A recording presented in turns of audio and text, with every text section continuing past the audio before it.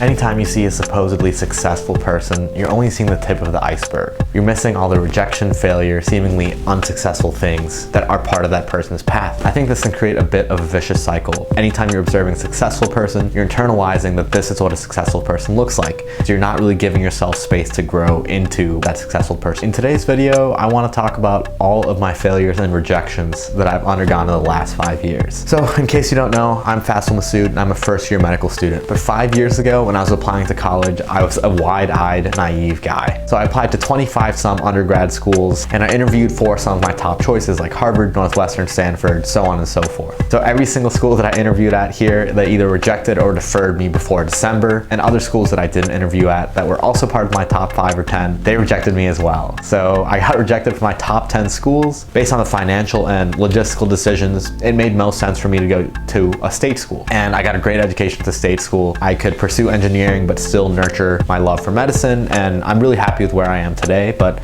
at the time, I felt incredibly discouraged. I just saw this huge failure in my life where for 18 years I'd been working to this point and things didn't pan out. But the way I reacted to this in college was just continuing to work harder. So in the face of failure, I will always choose hard work as a means to avoid future failure or as a means to grow. So I doubled down on my effort in college and had a really successful career as an undergrad because I wouldn't let that initial failure deter me. Now let's fast forward to my freshman year of undergrad. So again, still pretty wide-eyed, maybe a little less naive. Research was something that I was really interested in as I was a bioengineering student, and so I sent out 15 to 20 cold emails to professors, and I kind of tried to hound them over these cold emails to see if there was a slot available. And I wasn't necessarily offering my services, I just really wanted to talk to them about their research as a means to potentially join their lab. And so those emails didn't amount to anything, so I decided to visit some professors at office hours and hound them after lectures, and everyone was really open to talking about their research, but there was a bit of hesitation in taking on a brand new greenhorn as a freshman. After all those emails and all this effort put in, I did not get a research position and I wasn't able to join a lab, even though I had some interesting initial conversations. But again, I didn't let that discourage me. In the face of that rejection, I chose to work even harder and try to focus on skills that I could learn as a freshman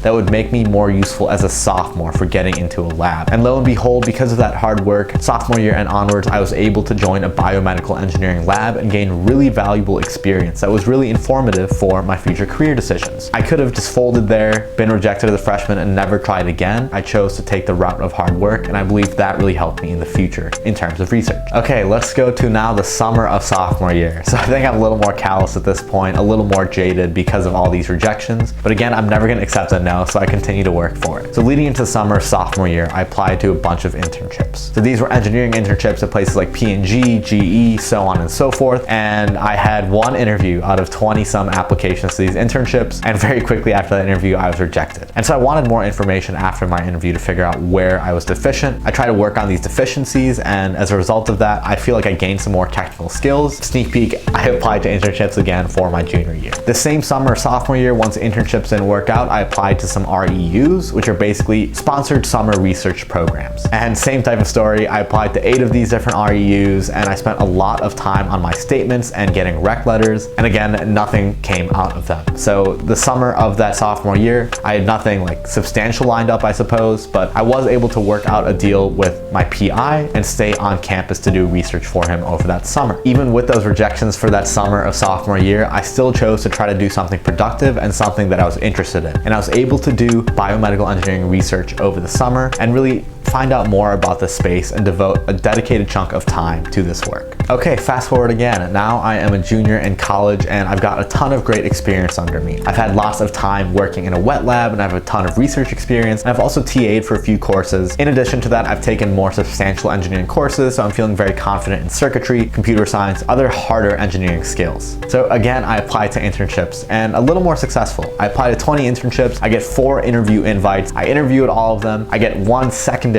invite for an interview and rejected. So maybe I'm just bad at interviewing, I don't really know. I had worked on all these deficiencies that I identified the previous year, and once more I had gotten rejected from all of these things that I applied to. So I'm pretty bummed at this point, and again, this obstacle at the time seemed like this is the end of the world. I'll never get further into the career that I'm pursuing because I cannot get this entry-level position. This was really formative for me and it was really telling, and it allowed me to shift my priorities and really expand my horizons. So throughout my whole time in undergrad, I had been very actively pursuing medicine and thinking thinking about it, but I didn't want to shut the door to other engineering jobs either, so I was kind of playing both games there, I suppose. Having this time junior year because of those rejections allowed me to spend a ton of time nurturing my passion for medicine. It was a great time to really start thinking about my medical school applications and just diving headfirst into them. So as I hinted, after being rejected from all those internships, I was still really excited about my career in medicine, so I applied to 25 some medical schools after my junior year. And this is after having done really well on the MCAT, having perfect grades and great extracurriculars, and also having great research experience. I thought of myself as a complete package, and I thought I would be a valuable asset to any medical school that I attended. So lo and behold, after my 25 applications, I instantly got 2 interview invites, and I was really excited because 2 of these schools were some of my top choices. Now, I went to those places for my interviews, and I thought they went really well. I had great conversations with my interviewers, and we bonded over some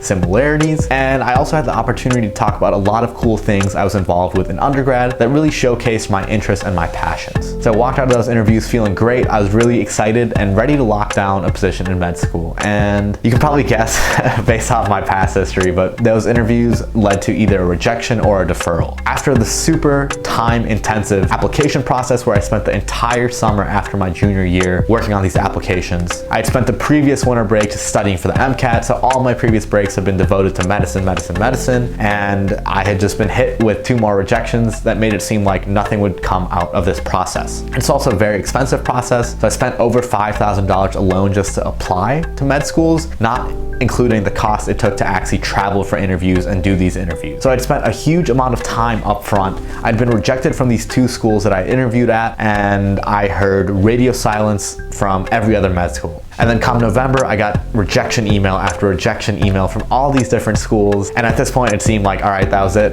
This medical thing was not gonna work out this first year, so I'll have to try again next year. But instead of folding and refusing to give up, I guess it's a bit of a common theme with me, anytime I faced a rejection, I doubled down on my hard work. So I responded to those initial rejections by showing continued interest to all the other schools that I was still interested in. So I pestered other schools with phone call, emails, letters of interest, and continued interest, just updating them on what I had been doing since I had applied. And eventually, after months and months of radio silence, come 5 or so months after I'd originally applied to med schools, I get another interview invite from UIC. Within 37 hours of receiving my interview invite, I'm in person on campus at UIC interviewing for this medical school position. And then 1 week later, I had my acceptance. So things moved really quickly after the point where I got that interview at UIC, and I was fortunate enough to receive this acceptance and find a med school that really aligned with my cultures of wellness, positivity, and advocacy. So if you're new to the channel or you don't really know me, all you see is a first-year medical student, but you don't see those previous 5 years and that winding path of all those trials and tribulations that led me to where I am now. And I just want to emphasize that every single successful person you see, all their success is a culmination of hard work and dedication to whatever they're working on. So even though you see that successful person, you are missing out on all those failures and rejections that we don't publicize. So don't let anyone else's success invalidate all the hard work you're doing. You might face rejections, failure, but that is part of the process, and it's normal to everyone. Trust me, it's normal to literally everyone. If you feel lost in whatever career path you're on, if you're facing constant adversity, just know that at some point all your hard work will culminate into this one sweet breakout point where you finally make it to where you want to be. In the face of rejection, respond with double the hard work and double the determination. Thank you so much for watching, and I'll see you next time.